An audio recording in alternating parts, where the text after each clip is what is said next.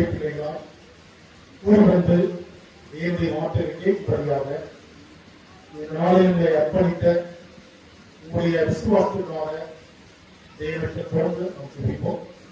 இந்த நேரத்தில் கூட இந்த ராமபுரம் கிறிஸ்துவ சபையார் மூலமாக ஒழுங்கு செய்யப்பட்ட இந்த மே தினத்தன்று இந்த விடுமுறை நாளில் நாம் நேரத்தை வீணாக்கக்கூடாது. தேவனுடைய வார்த்தையை கேட்க வேண்டும். எபேசியர் 5:16 நாட்கள் கொள்ளாமல் காலத்தை பிரயோஜனப்படுத்த வேதம். இந்த நாளில் கூட இந்த சபையார் மூலமாய் இந்த கூட்டத்தை ஒழுங்கு செய்து தேவனுடைய வார்த்தையை கேட்கும்படி தேவன் செய்த கிருபைக்கு நாம் தேவனை சேர்க்கிறோம். இப்பொழுது நாம் தேவனுடைய செய்திகளை சொல்வோம். முதலாவதாக 2 தீமோத்தேயு 3ஆம் அதிகாரம் வசனம் 16-17 வாசிப்படியாக அருளப்பட்டிருக்கிறது. தேவனுடைய மனுஷன் தேறினவனாகவும் எந்த நற்கிரியும் செய்ய தகுதியுள்ளவனாகவும் இருக்கும்படியாக அவர்கள் உபதேசத்துக்கும் படித்து கொள்ளுதலுக்கும் சீர்திருத்தலுக்கும் நீதியை படிப்புதலுக்கும் பிரயோஜனம் உள்ளவர்களாக இருக்கிறது. சரி, இந்த கிரகத்தினுடைய நோக்கம் என்னவென்றால், இன்னைக்கு தமிழகத்திலே நிறைய இடங்களில் கிறிஸ்தவ சபைகள் இருக்கின்றன. இருந்தாலும் கிறிஸ்தவ சபைக்குள்ளே ஒரே சத்தியம் இருக்கான்னு கேட்டால் கண்டிப்பா இல்லைங்க. ஏனென்றால் இன்றைக்கு அநேக கிறிஸ்தவ சபைகள் வந்து தேவனுடைய சத்தியங்கள் ஒவ்வொருத்தரும் ஒவ்வொரு விதமாக வேத வாக்கியங்களுக்கு ஒத்ததாக இல்லாமல் தன்னுடைய சொந்த கருத்துக்களை உலகித்துக் கொண்டு நான்கும் கிறிஸ்தவ சபையார் என்று சொல்லிக் கொண்ட அநேக கிறிஸ்தவ சபையார் மத்தியில் நாம் உண்மையான கிறிஸ்தவ சபையாராய் இருக்க வேண்டுமானால் அதற்கு என்ன செய்ய வேண்டும் என்பதற்காகத்தான் இந்த நாளிலே இங்க இருக்கிற சபையார்கள் இந்த கூட்டத்தை ஒழுங்கு செய்திருக்க என்பதை நீங்கள் அறிந்து கொள்ள வேண்டும். அது என்னவென்றால், தேவத்துவ பாடம் எல்லாருக்கும் தெரியுங்க. தேவத்துவத்தில் 3 தேவன் இருக்கிறார். ஒன்று பிதாவாகிய தேவன், 2வது குமாரனாகிய தேவன், 3வது பரிசுத்த ஆவியானவராகிய தேவன். இந்த 3 பேர் தான் வேதம் பெற்றார். நமக்கு இந்த வேதத்தில் பார்த்தீங்கன்னா பரிசுத்த வேதாந்திர வார்த்தையின் அடிப்படையிலே பழைய ஏற்பாடு புதிய ஏற்பாடு என்ற 2 பிரிவு இருக்குங்க. ஏறக்குறைய பழைய ஏற்பாட்டு 39 புஸ்தகம், புதிய ஏற்பாட்டில் 27 புஸ்தகம், ஆக மொத்தம் 66 புஸ்தகங்கள். இந்த 66 புஸ்தகங்களை 40 ஆசிரியர் கொண்டு எழுதப்பட்டதாக நமக்கு சரித்திர ஆராய்ச்சியர் சொல்றார். சரி, எல்லாம் எதற்காக எழுதப்பட்டது அப்படிங்கிற பணத்தை நாம் தெரிந்து கொள்வதற்காக 2 தீமோத்தேயு 3ஆம் அதிகாரம் 16 என்ன படிச்சோம்னா, இந்த இருக்கிற அத்தனை வேத வாக்கியங்களும் யாரால் எழுதப்பட்டிருக்க? முதலாவது தேவன் மூலமா தேவ ஆவியானவர் எழுதப்படுங்க எழுதப்படும் சொல்லியாச்சு. சரி, இந்த வேத வாக்கியங்கள் மனிதனுக்கு எதுக்காக கொடுக்கப்படுங்க? தேவனுடைய மனிதன் தேவனாகும் எந்த நற்கிரி செய்ய தகுதியும் அப்படின்னா தேவனை போல மாணவர்களுக்காக கொடுக்க.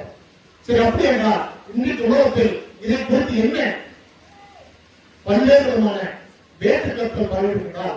இன்றைக்கு வேதத்தில் தேவத்தில் சொல்லப்பட்ட 3 நபர்கள் யார் இருக்காங்க? ஒரு சில பேர் கேட்டா 1 நபர், ஒரு சில பேர் கேட்டா 2 பேர், ஒரு சில பேர் கேட்டா அதாவது தேவன் மாதா இயேசு கிறிஸ்து பரிசுத்தாவியா. இப்படி நிறைய மக்கள் வேற்றதை மாற்றி கொண்டு வர. முதலாவது பாருங்க, முதல் தேவன் பரலோகத்திலிருந்து பிதாக்குடைய காலத்துல பேசினாரு. புதிய ஏற்பாடு காலத்துல அவரே இயேசு கிறிஸ்து வந்தாரு. மனுஷ பரமேறி போனதுபடி மறுபடி பரிசு வந்தாரு. இப்படிதான் மக்கள் இன்னைக்கு பேசிட்டு இருக்காங்க. ஆனா வேதமானது என்ன சொல்றது? ஒரே நபரா அல்லது 3 பேர் அப்படிங்கிறதான் நம்ம படிப்போம். அதுக்கு முன்னாக 2 தீமோத்தேயு 3:16 இங்கே கொடுக்கப்பட்ட வேத வாக்கியங்கள் நம்ம எதுக்காக கொடுக்கப்பட்டால், நாம் தேவனை போல தேவன மக்களை மாறணும், வேத வாக்கியம் புரிந்து கொள்ளணும், தேவனை சந்தித்து கொள்வதற்காக கொடுக்கப்படும். சரி, எவ்வளவு 2ஆம் அதிகாரம் 1-2 வசனம் வாசிங்க. எவ்வளவு 2ஆம் அதிகாரம் 1-2 வசனம். நாம் கேட்டவைகளை விட்டு விலகாதபடிக்கு அவைகளை மிகுந்த ஜாக்கிரதையாய் கவனிக்க வேண்டும். ஏனெனில் தேவ தூதர் மூலமாய் சொல்லப்பட்ட வசனத்துக்கு விரோதமான எந்த செய்கைக்கும் கீழ்ப்படியாமைக்கும் நீதியான தண்டனை வரத்தக்கதாக அவர்களுடைய வசனம் உறுதிப்படுத்தப்பட்டிருக்க. சரி, இப்ப 66 புத்தகங்களிலும் நாம் வேத வசனங்களை படிப்பது நோக்கம் இருந்தால் இந்த வார்த்தை யாரால் கொடுப்பது? தேவனால் கொடுப்பது. தேவன் எதுக்கு கொடுத்தாலோ அந்த நோக்கத்துக்காக மட்டும்தான் நம்ம அந்த வசனங்களை கீழ்ப்படியணும், அதை செய்யணும். நம்ம இஷ்டத்திற்கு நம்ம சுயமா புரிஞ்சு கொண்டு தேவன் வார்த்தை வச்சுருங்க கொடுக்க முடியல. பாருங்க, நம்ம கேட்டாலை விட்டு வெகுவாதை விட்டு என்ன செய்யணும், அவன் எப்படி கவனிச்சு வருவாங்க, மிகுந்த ஜாக்கிரதையை கவனிக்கும். ஒருவேளை நீங்கள் மிகுந்த ஜாக்கிரதை கவனிக்கீங்கன்னா வேத தூதரமாய் சொல்லப்பட்ட வேத வசனத்துக்கு விரோதமா என்ன செய்யப்பட்டது, தேவனுடைய தண்டனை உறுதிப்படுத்தப்பட்டது. சரி, என்ன தண்டனை உறுதிப்பட்டது பாருங்க, யோவான் 12:40. என்னை சொல்லி என் வாசலை ஏற்றுக்கொள்ளாதவனை நியாயம் தீர்க்கிறது என்று இருக்கிறது. நான் சொன்ன வசனமே அவனை கடைசி நாளில் நியாயம் தீர்ப்போம். சரி, கிறிஸ்தவ சபையுடைய தேவன் போன்ற திட்டம் என்னன்னா, வேத வசனத்தை தேவன் என்ன சொல்லிருக்காரோ அதுக்கு மட்டும் தீர்ப்பு, என்ன செய்ய சொல்லிருக்காரோ அதை மட்டும் செய்யணும், என்ன செய்யக்கூடாதோ அதை செய்யக்கூடாது. நீங்க இஷ்டத்துக்கு ஒண்ணு புரிஞ்சுக்கிட்டு நான் என்னுடைய புரிஞ்சு செஞ்ச சொன்னீங்கன்னா இங்க என்ன சொல்றாருன்னா, நான் சொன்ன வசனமே அவனை கடைசி நாளில் நான் கொடுத்துட்டேன். சரி, அப்படியா இன்னைக்கு அநேகர்கள் வேத வசனம் எப்படின்னா தங்க இஷ்டத்துக்கு புரிஞ்சுக்கிறாங்க. ஆனால் வேதம் என்ன சொல்றது, உபாகம புத்தகம் 4:1-4 இஸ்ரவேலரே, நீங்கள் பிழைத்திருக்கும் படிக்கும் உங்கள் பிதாக்களின் தேவனாகிய கர்த்தர் உங்களுக்கு கொடுக்கிற தேசத்தில் நீங்கள் பிரவேசித்து அதை சுதந்திரித்துக் கொள்ளும் படிக்கும் நீங்கள் கை கொள்வதற்கு நான் உங்களுக்கு போதிக்கிற கட்டளைகளையும் நியாயங்களையும் கேளுங்கள். நான் உங்களுக்கு கற்பிக்கும் உங்கள் தேவனாகிய கர்த்தரின் கட்டளைகளை நீங்கள் கை கொள்ளும்படி நான் உங்களுக்கு கற்பிக்கிற வசனத்தோடு நீங்கள் ஒன்றும் கூட்ட வேண்டாம், அதில் ஒன்றும் குறைக்கவும் வேண்டாம். பாகார் பேயோரின் நிமித்தம் கர்த்தர் செய்ததை உங்கள் கண்கள் கண்டிருக்கிறது. பாகார் பேயோரை பின்பற்றின மனிதரையெல்லாம் உன் தேவனாகிய கர்த்தர் உன் நடுவில் இராதபடிக்கு அழித்து போட்டார். ஆனாலும் உங்கள் தேவனாகிய கர்த்தரை பற்றிக் கொண்ட நீங்கள் எல்லாரும் இந்நாள் வரைக்கும் உயிரோடு இருக்கிறீர்கள். சரி, நெருங்க பாருங்க, தேவனுடைய வசனங்களோட நம்ம ஒன்றை என்ன சொல்றாங்க, கூட்டக்கூடாது. அப்படி கூட்ட என்ன ஆகுறாங்க, ஏற்பட்ட தேவனுடைய வசனங்களோட கூட்டம் அவர்களுக்கு அவங்க நடந்த சம்பவம் சாவை சந்தித்தான் சொல்லப்படும். தேவனை பின்பற்ற சொல்லப்படும். அப்படியானால் நமக்கு இங்கே சொல்லப்பட்ட தேவ வார்த்தை என்னன்னா, தேவன் என்ன சொல்றாரு கேளு. நீங்க உங்க இஷ்டத்துக்கு ஒண்ணு கூட்டுறதோ குறைகள் வேண்டாம். தேவ வார்த்தைக்கு செய்யணும் செய்யுங்க, வேண்டாமா வேண்டாம். இதுதான் தேவன் அந்த உபாகம சொல்றாரு. அந்த இஸ்ரவேல் ஜனங்கள் தேவன் சொன்ன வசனங்களோட ஒன்றை கூட்டவோ குறைக்க கூடாது. அப்படி அந்த பாகால் பேருடைய மனிதரை பின்பற்றி தேவத்தை கீழ்ப்படிய போனால அவங்க எல்லாரும் பேசுறாங்க, அறிவிப்பு போல சொல்றோம். அப்ப புதிய ஏற்பாட்டு பழைய ஏற்பாடு மக்கள் புதிய ஏற்பாடு நமக்கு சேர்த்து பேசுறாங்க. அதே சரி, என்ன ஆகிறாங்க, நீங்கள் 30-5-6 வசனங்கள்லாம் புறவிடப்பட்டவர்கள், அதை அற்றிக் கொள்ளுகிறவர்களுக்கு ஒரு கேவலமானவர். அவருடைய வசனங்களோடு ஒன்றையும் கூட்டாது, கூட்டினால் அவர்களை கடிந்து கொள்வார். நீ பொய்யனாவாய். தேவனுடைய வார்த்தையின்படி நாம் செய்யாமல் நம் இஷ்டத்திற்கு மனிதன் சொல்றபடி யார் சொல்றபடி நீங்க இஷ்டத்தை கேட்டுருந்தீங்கன்னா அது பேர் என்ன சொல்றாங்க, பொய்யன்னு சொல்றோம். இதே வெளிப்படுத்தும் சேர்த்து பாத்தீங்கன்னா பொய்ய என்ன சொல்றாங்க, இரண்டாம் நாமமாகிய அக்கினிதான் சொல்றோம். அப்ப நாம் தேவ வார்த்தை மீறினதா பொய்யன்னு சொல்றோம். சரி, அடுத்த பாருங்க, வெளிப்படுத்தும் விசேஷம் 22-19 தீர்க்கதரிசன புஸ்தகத்தில் வசனங்களிலிருந்து எதையாவது எடுத்து போட்டால் ஜீவ புஸ்தகத்திலிருந்தும் பரிசுத்த நகரத்திலிருந்தும் இந்த புஸ்தகத்தில் எழுதப்பட்டவர்களிலிருந்தும் அவருடைய பங்கை தேவன் எடுத்து போடுவார். நாம் தேவனுடைய வார்த்தைகளோடு கூட்டாலோ குறைத்தாலோ நாம் எல்லோரும் கிறிஸ்தன் சபைக்கு எல்லாருடைய நோக்கம் என்ன, நாமஸ்தானம் பெற்று என்ன, நாம் பரவாயில்ல போவோங்க. அந்த நோக்கம் என்ன செய்யலாம, இந்த வேத வசனத்தோடு கூட்டினாலோ குறைத்தாலோ நம்ம பக்கத்துல பங்கு. சரி, அப்படியா நம்ம இந்த வேத வாக்கியங்கள் இத்தனை வார்த்தை சொல்லப்படுது எதற்காக? 1-4 வாசிங்க.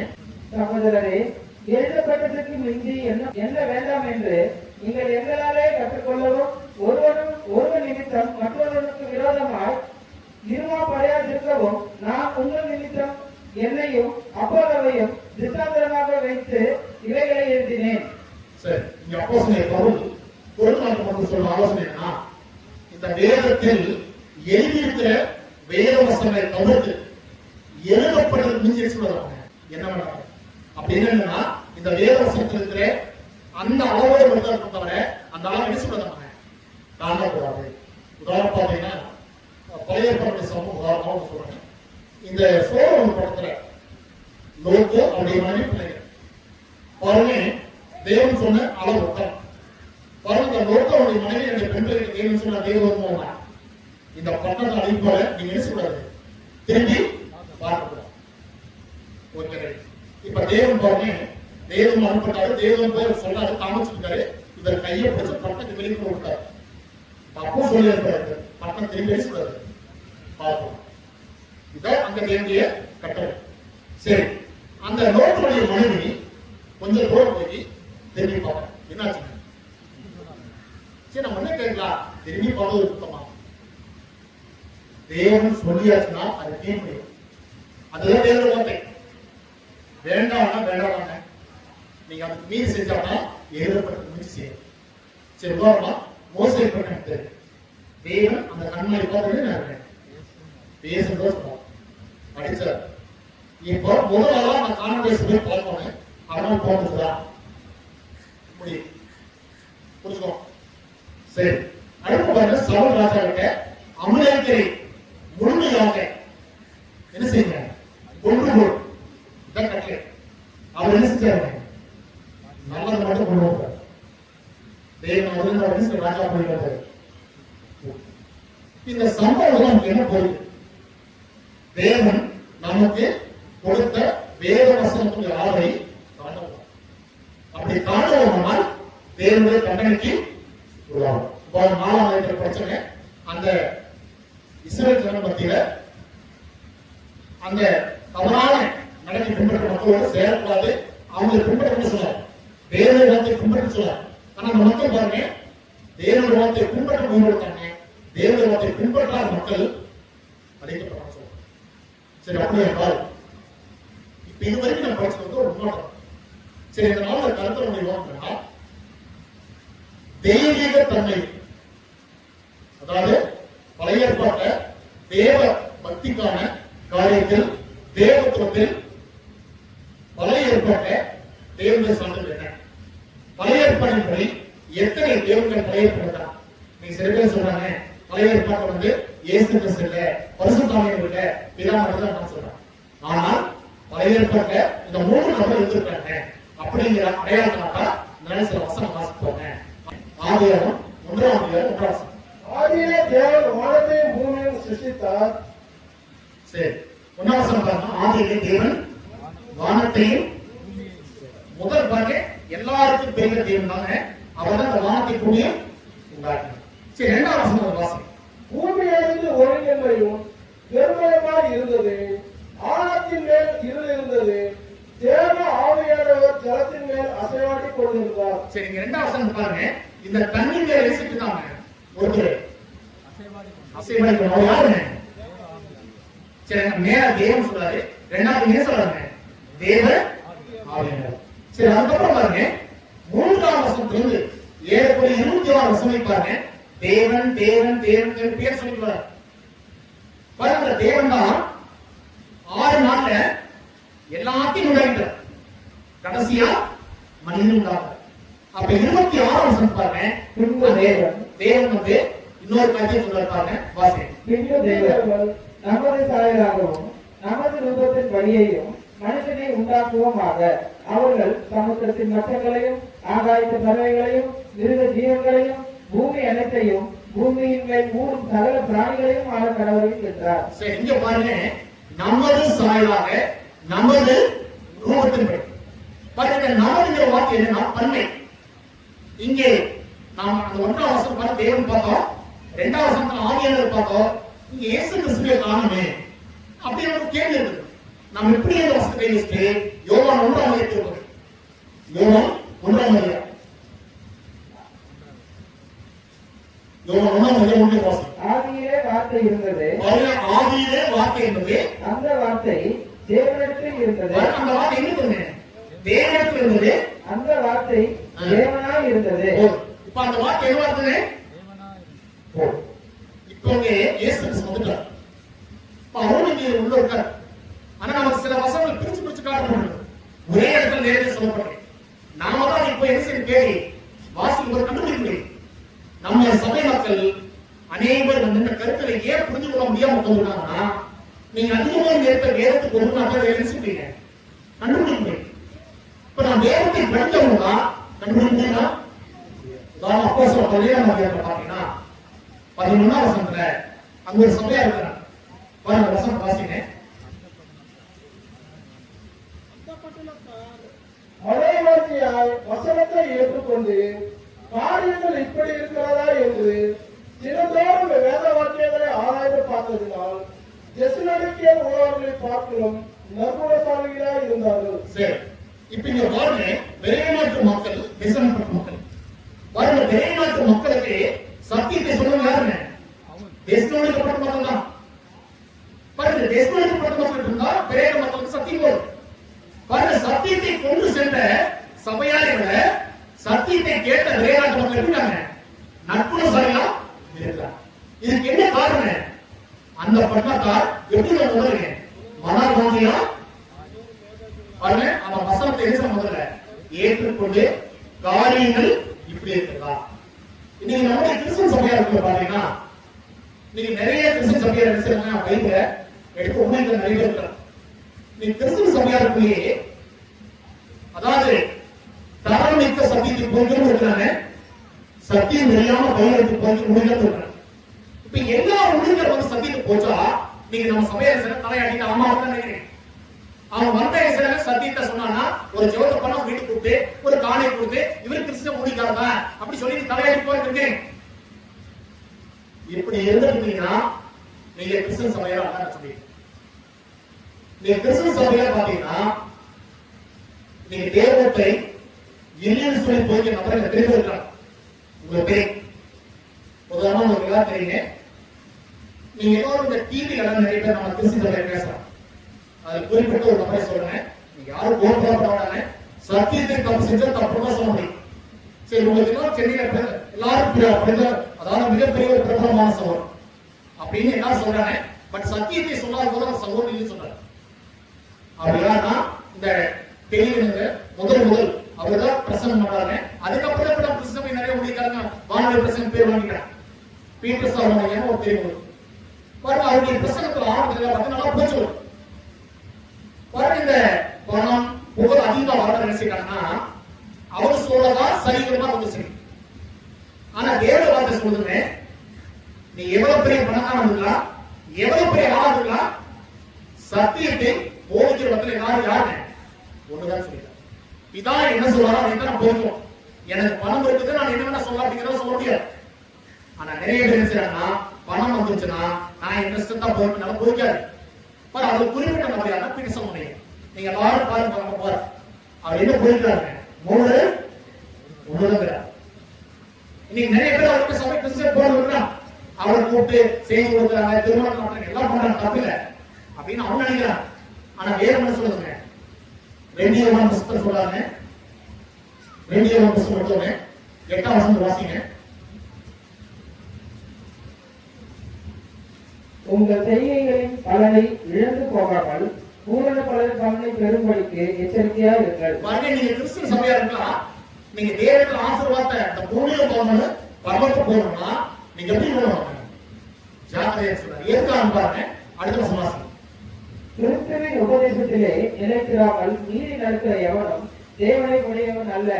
கிறிஸ்துவின் உபதேசத்தில் நிலைத்திருக்கிறவனோ பிதாவையும் குமாரனையும் உடையவன். இப்ப என்ன சொல்றாங்கன்னா, இயேசு கிறிஸ்து என்ன உபதேசம் கற்றுக் கொடுத்தார் பாருங்க. யோவான் 17 சொல்றாரு, ஒன்றான மெய்தனாகிய உம்மையும் நீ அனுப்பினார் இயேசுக்கு சர்வதே. அப்போ இயேசு கிறிஸ்து பிதாவையும் யார் அறிஞ்சிருக்கிறாரோ அவங்க யாருங்க? தேவனை உடையவர்.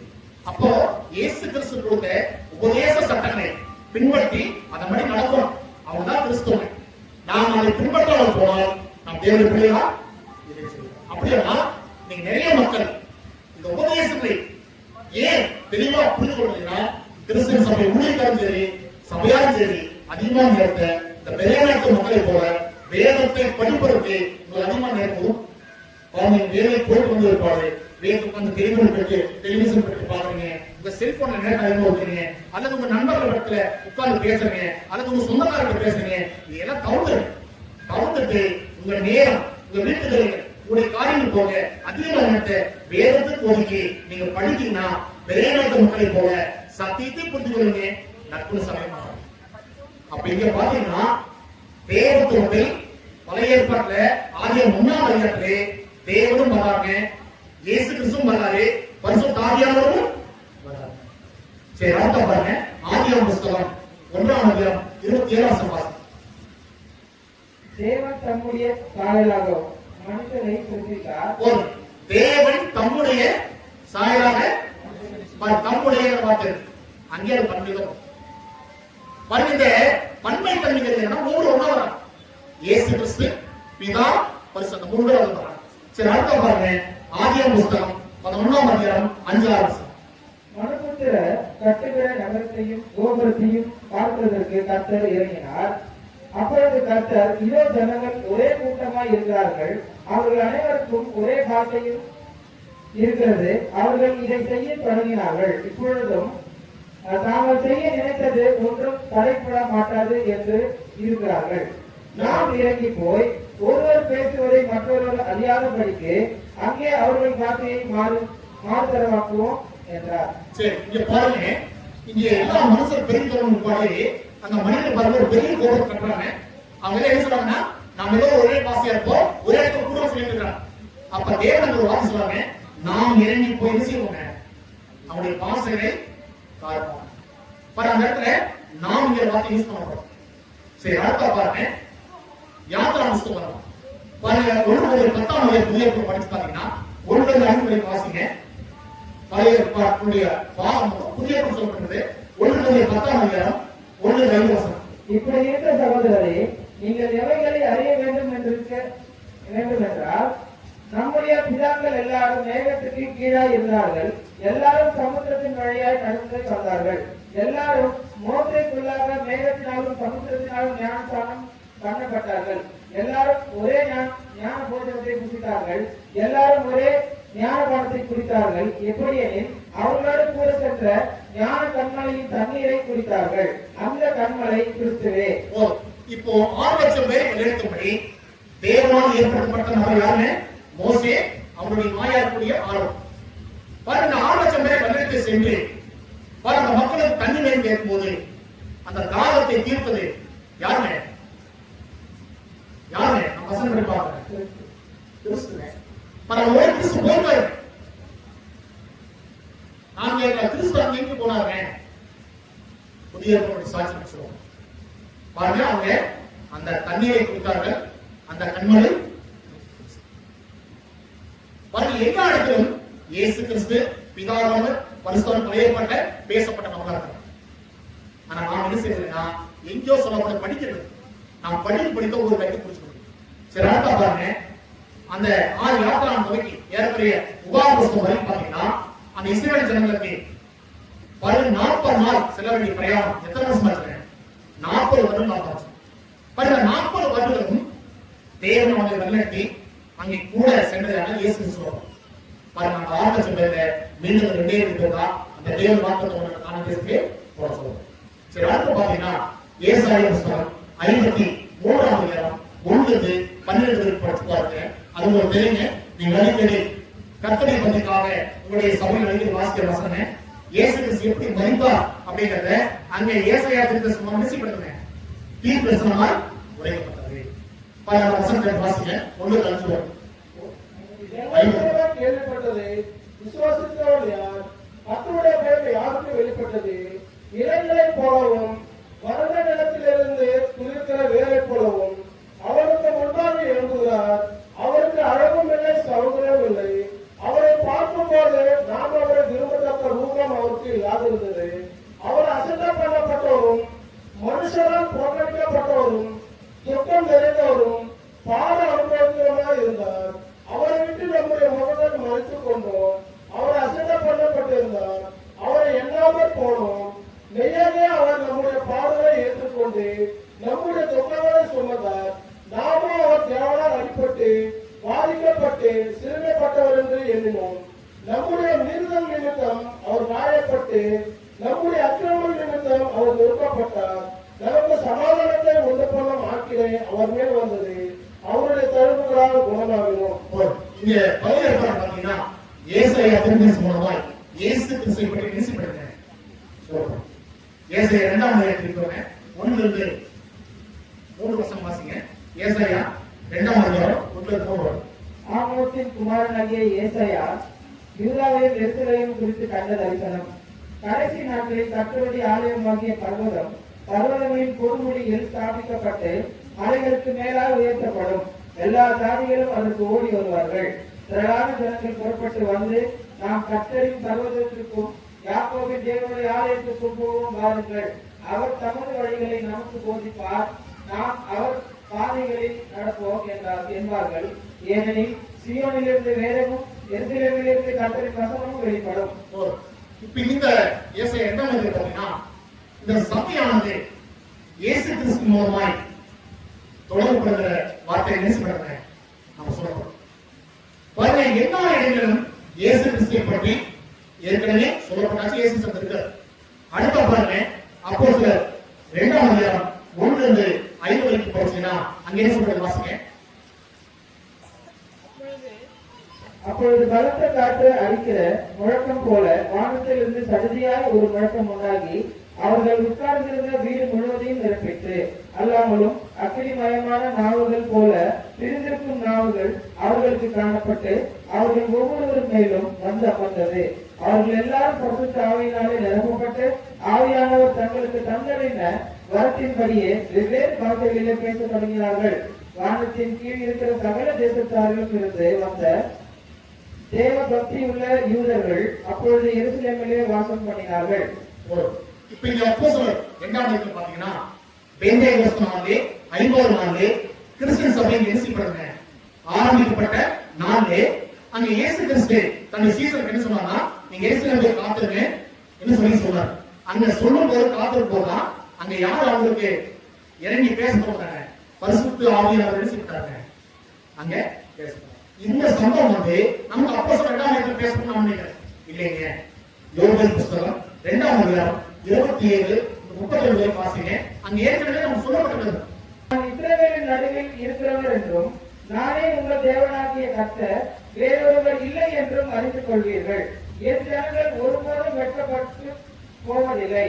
அதற்கு பின்பு நான் மாம்சமான யாவர் மேலும் என் ஆவியை ஊற்றுவேன்.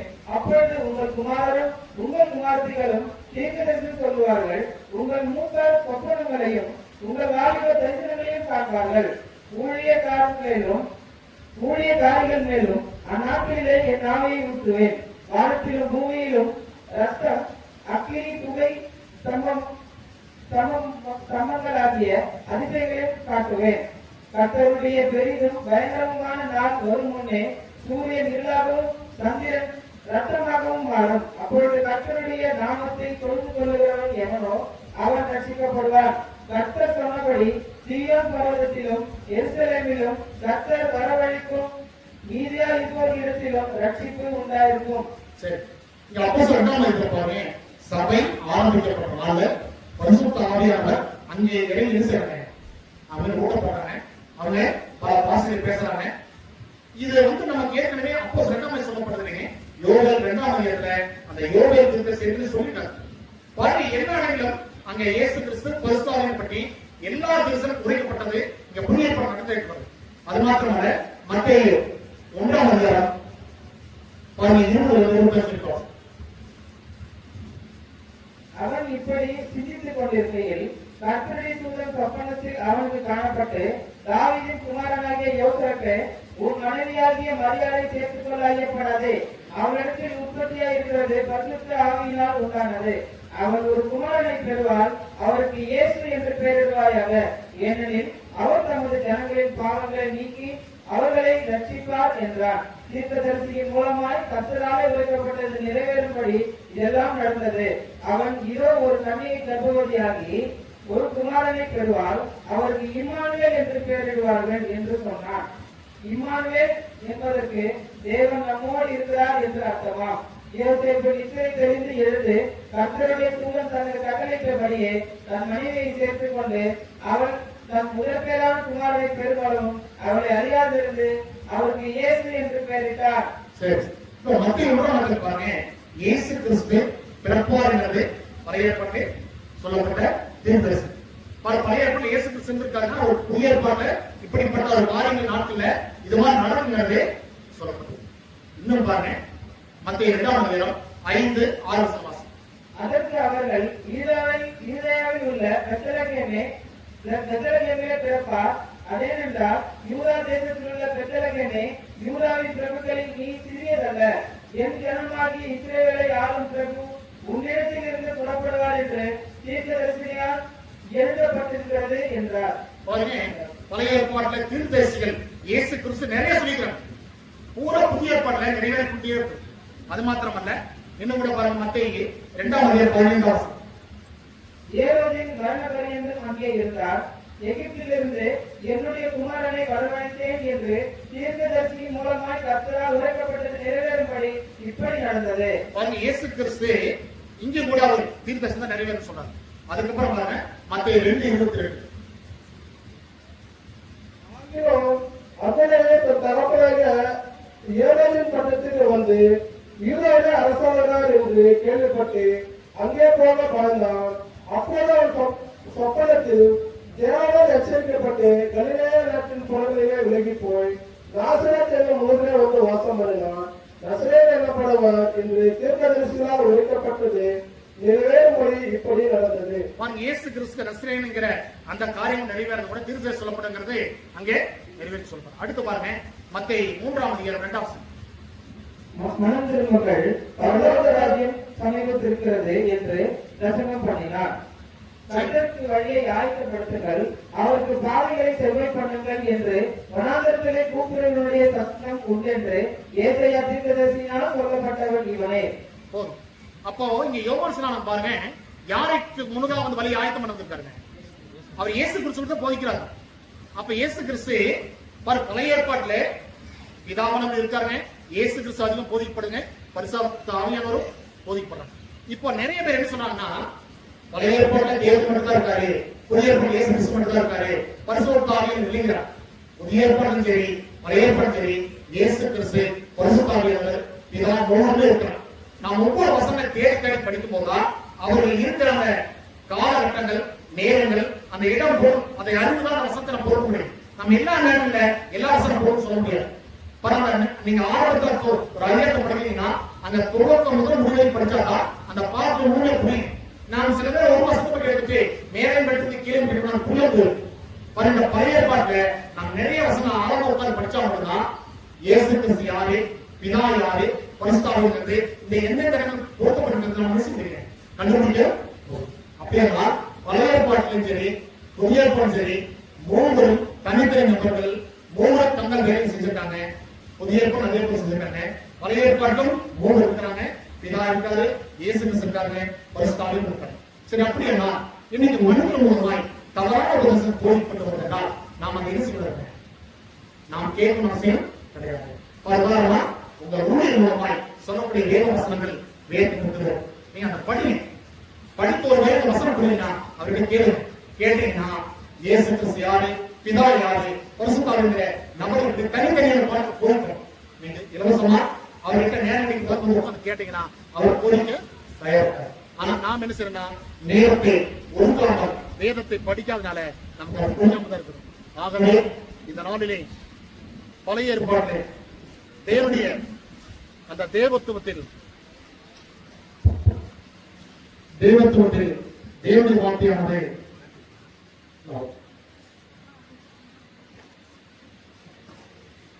பழைய ஏற்பாட்டில் தேவத்துவத்தில் மூன்று நபர் இருக்காங்க. ஒன்று பிதா, இயேசு கிறிஸ்து, பரிசுத்த மூணு இருக்காங்க. அப்படின்னா எல்லாருமே தனித்த நபர்கள் ஒன்றாக அல்லங்க. அதை புரிஞ்சுக்கோங்க. ஆகவே இந்த நாளில் பழைய ஏற்பாட்டில் மூணு நபர் இருக்கிறாங்க. அவர் தனித்தனி நபர்கள், ஒரே நபர் அல்ல என்பதை புரிந்து கொண்டு இந்த வசனங்களை படித்து மீண்டும் உங்களை வீட்டு உடைய ஆவிக்குரிய பக்தி வாழ்த்துங்க. தேவன் ஆசீர்வாதம் உங்கள் கவனத்துக்கு.